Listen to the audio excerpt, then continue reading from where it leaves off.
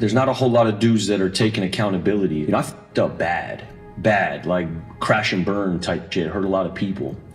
And I'm fully aware of that, and I'm gonna owe for the rest of my life.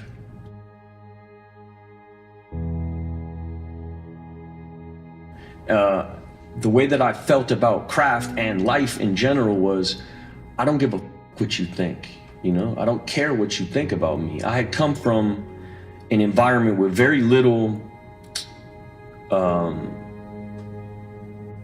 cheerleading going on.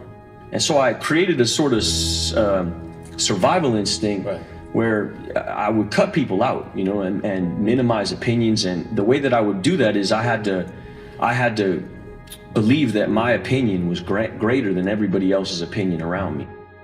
Man, we got to get to the root of what the f is going on here. You know, something wrong with you. You know, let's get well. I wasn't listening to no therapy. I had been therapized my whole life that it felt like, you want me to focus on the problem? Well, how am I gonna hack this focusing on the problem thing? And how am I gonna find my way back to this hustle so I can get back to my ego?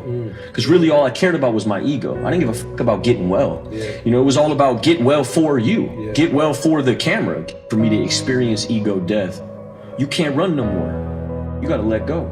You gotta let go in full. And I want to get in my car and I drive up to Utah. And I'm in Utah for 3 months.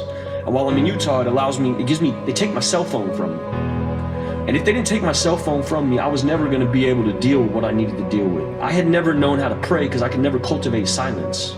I had no absence in my life. Every unforgiving minute was full of some scroll or some more like ego feed, constant, non-stop rotation of this ego thing and that ego thing, and just constant fulfillment of like my own personal desires. And they took my phone from me. And just for that reason alone, I would urge anybody to go this route if you're in a situation like mine, just to get the phone out of your pocket.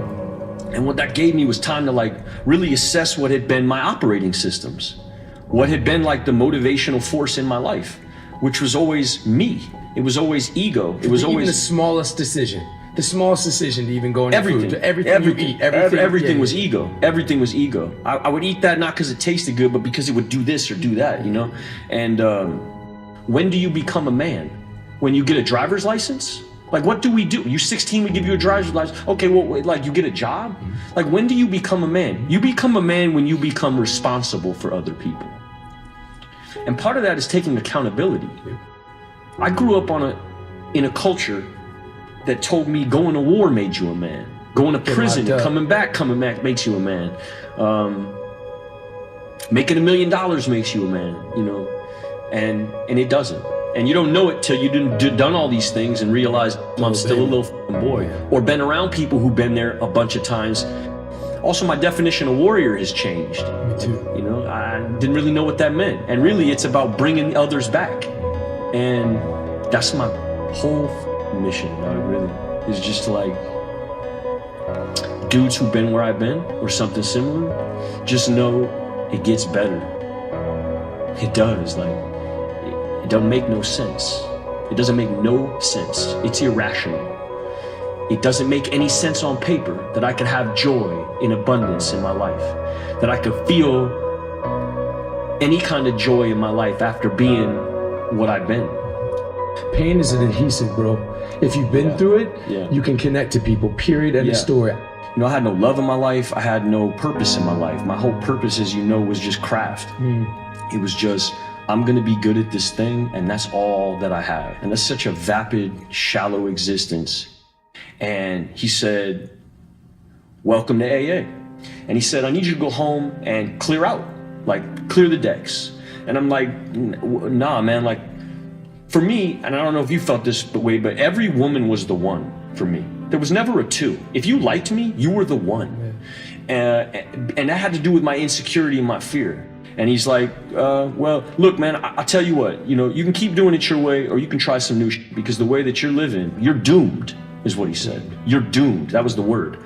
And I flipped to this page. He made me flip to this doctor's opinion we got in our book. And in the doctor's opinion, or how our book starts, it mentions the word doomed. And he's like, this isn't like another AA guy. This is a doctor telling you you're doomed if you don't figure this shit out.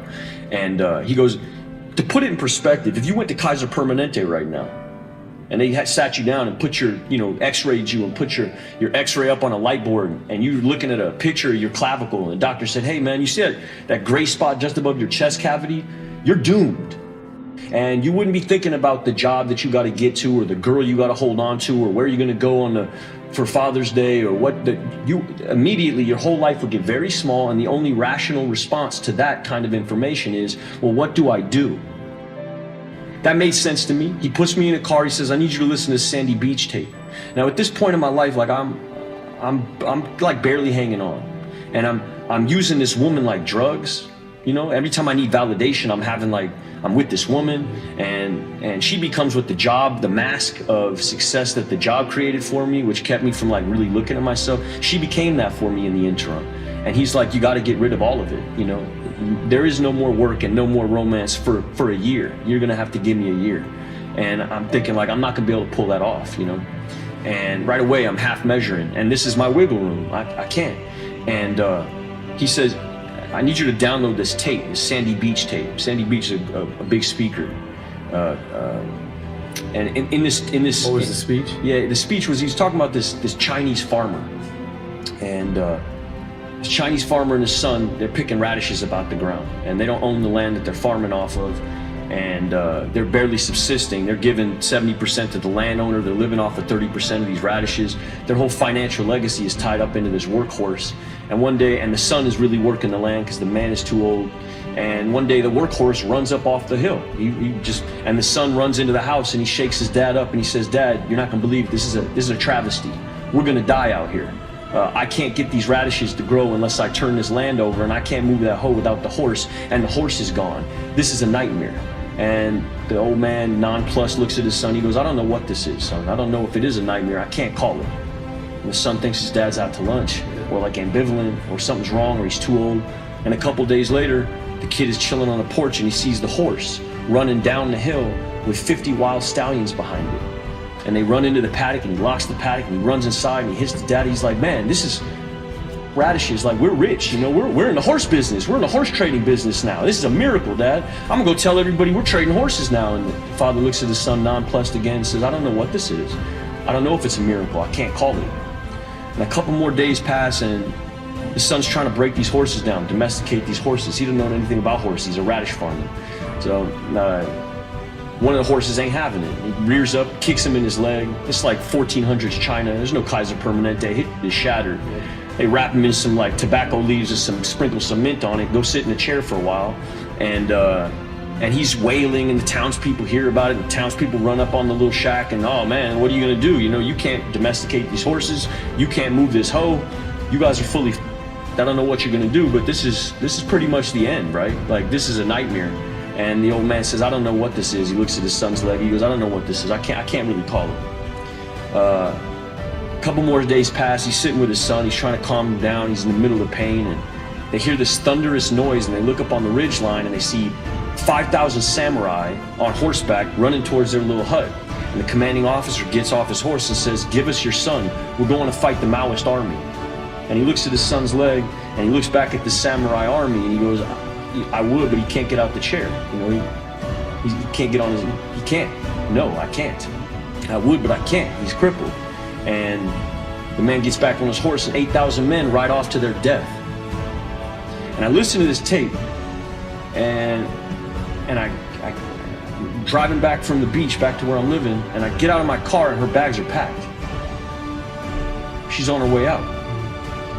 And something in me, from having heard what I just heard, what feels like this is now I can't get no lower. I hear this like I can't call it. And it becomes like the most diplomatic breakup I ever had in my life. And I say, what can I do? And can I get you a car? And she goes, no, don't worry about it. Go get well.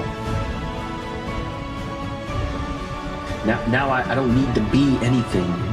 I don't need to be a certain this or a certain that to have permission to have friends, or a wife, or anything. Like I deserve it. And that's a hard thing to say, that you deserve love when on paper, no, you don't. So I was there for 90 days, and in that 90 days, I made a list of all these people that I hurt, and I mean, a bunch of shit happened, but I came out and just hit the ground running, trying to make amends, trying to right these wrongs. This is also still a part of that. There's some people who don't want to talk to me, you know? Yeah. And I understand that. And so my purpose now is to be patient.